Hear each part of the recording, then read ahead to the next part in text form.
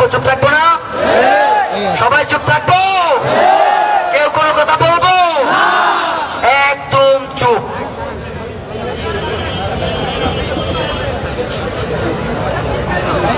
শুরুতে আপনাদের সামনে ডিএমপি কমিশনার কিছু কথা বলবেন, এরপরে আমাদের উপদেষ্টা তিনি কিছু কথা বলবেন।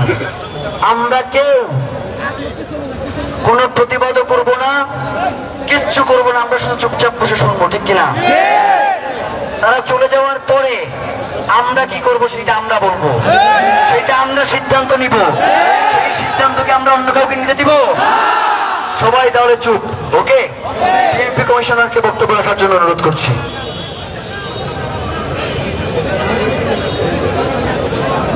বিসমিল্লাহির রহমানির রহিম।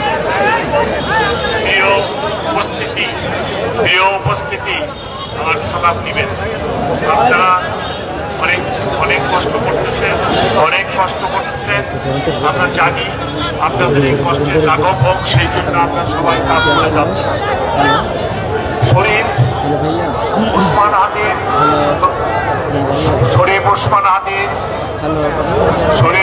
হাদির তদন্ত কার্য পুরোদমে চলতেছে। আপনারা একটু প্লিজ ধৈর্য ধারণ করুন। সরকার, পুলিশ, বিজেপি, র্যাব সহ অন্যান্য সকল গোয়েন্দা বাহিনীকে এই ঘটনার পিছনে কারা আছে তা উদ্ঘাটনের জন্য নিয়োগ করেছে, আপনারা সবাই জানেন। ইতিমধ্যে আমাদের এই হত্যাকাণ্ড ও রহস্য উদ্ঘাটন এবং তদন্তের যথেষ্ট অগ্রগতি আছে। তদন্তের স্বার্থে আমি তদন্তের সব বিষয়াদি এখানে বলাটা ঠিক হবে না, তাহলে আমাদের প্রতিপক্ষ আমাদের রহস্যগুলো জেনে যাবে। তাই যতটুকু সম্ভব তদন্তের যে অংশটুকু বলা যায় আমি সেগুলো আপনাদের কাছে এখন বলছি। মামলা তদন্তের চলাকালীন এ যাবৎকাল 10 জনকে গ্রেপ্তার করা হয়েছে। তার মধ্যে উল্লেখযোগ্য আছে হুমায়ুন কবির ফয়সালের বাবা, হাসি বেগম ফয়সালের মা, সামিয়া ফয়সালের স্ত্রী, শিপু ফয়সালের স্ত্রীর বড় ভাই, মারিয়া ফয়সালের গার্লফ্রেন্ড, নুরুজ্জামান ফয়সালের পলায়নের প্রাইভেট কার সরবরাহকারী ও অন্যতম সহযোগী কবির মোটরসাইকেলের সম্ভাব্য সরবরাহকারী। এই তদন্তে আমরা যে দুটি পিস্তল ব্যবহার করা হয় সেই পিস্তল দুটি উদ্ধার করেছি। সেই পিস্তল দুটি এখন পরীক্ষার জন্য সিআইডিতে সায়েন্টিফিক পরীক্ষার জন্য আছে, সেটা তদন্তের স্বার্থে আমাদের প্রয়োজন। যে মোটরসাইকেলটি ব্যবহার করা হয়েছে সেই সাইকেলটি ডিবি পুলিশ উদ্ধার করেছে। এছাড়া এই হত্যাকাণ্ডের পিছনে অনেক টাকা ব্যয় করা হয় এবং 218 কোটির সই করা চেকও আমরা উদ্ধার করেছি।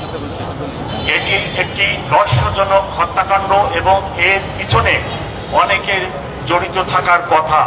আমরা 10 জনকে অ্যারেস্ট করেছি এবং আমি এখানে বলতে পারতেছি না, তবে এর পিছনে কারা আছে সেগুলো উদ্ঘাটনের জন্য আমরা জোর প্রচেষ্টা চালাচ্ছি এবং অনেক ক্ষেত্রে আমাদের যথেষ্ট অগ্রগতি আছে।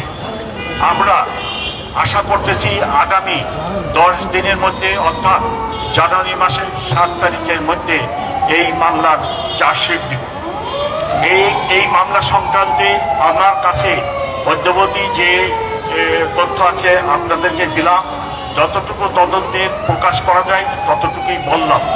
আগামীকাল আরো বিস্তারিতভাবে আপনাদেরকে আমার মিডিয়া সেন্টার থেকে ডিবির চিফ ইন ডিটেল বলবেন।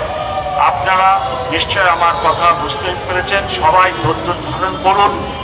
আমরা এই হত্যাকাণ্ডের মূল রহস্য, আরও যারা পিছনে আছে সবার নাম এবং ঠিকানা কারা কারা জড়িত ইনশাল্লাহ উন্মোচিত করে দিব।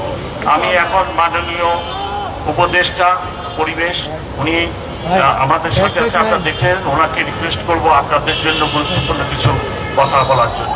সকলকে অনেক অনেক ধন্যবাদ। আসসালামু আলাইকুম। আমি আসলে এখন উপদেষ্টা, কিন্তু কয়দিন আগেও বিভিন্ন ইস্যুতে আমি আপনাদের মতন রাস্তায় বসে আন্দোলন করেছি এবং হাদি যেদিন মারা যান, শাহাদাত বরণ করেন, শহীদ হন, সেদিন একেবারে বিমানবন্দর থেকে মর্গ পর্যন্ত পুরাটা সময় আমি হাদির সাথে ছিলাম এবং আমি তাকে দেখেছি। আমি জীবনে কোনোদিন মর্গে যাই নাই, ওই প্রথম আমি মর্গে গিয়েছি এবং একটা পরিবারের জন্য, একটা সমাজের জন্য, একটা দেশের জন্য এইরকম একটা মৃত্যু যে কত করুণ, কত কষ্টের এবং বিচারের দাবি যে কত শক্ত হতে পারে, হওয়া উচিত, সেটা আমি মর্মে মর্মে উপলব্ধি করি। আমি আজকে বলতে পারেন হাদির একজন গুণগ্রাহী। আমি নিজে হাদিকে আমার ভাই মনে করতাম এবং এখনো তা মনে করি। এবং দেশের জন্য তার এই শহীদ হয়ে যাওয়াটা, তাকে তো আমাদের আরো অনেক দিন প্রয়োজন ছিল, কিন্তু যেই মানুষের মৃত্যুতে 12 থেকে 15 লক্ষ মানুষ জানাজা পড়ে, সেই মানুষের মৃত্যুর বিচার আসলে একটা জাতীয় কর্তব্য। আপনাদেরকে আমি আশ্বস্ত করছি, অন্তর্বর্তী সরকার হয়তো আপনাদের মতন এখানে বসে নেই, কিন্তু অন্তর্বর্তী সরকার আমাদের শহীদ হাদিকে যারা খুন করেছে, সে সমস্ত চিহ্নিত খুনি, এর পিছনে যারা ছিল, সকলকে চিহ্নিত করে বিচারের মুখোমুখি করার জন্য কাজ করে যাচ্ছে। আপনাদের হয়তো মনে হচ্ছে কিছু জানছি না কেন, কিন্তু মনে রাখতে হবে আমরা কিন্তু একটা শত্রুপক্ষের মুখোমুখি দাঁড়িয়ে কাজটা করছি। ফলে যে তথ্যগুলো আমরা বলবো সেগুলো যেন শত্রুকে কোনোভাবে শক্তিশালী না করে।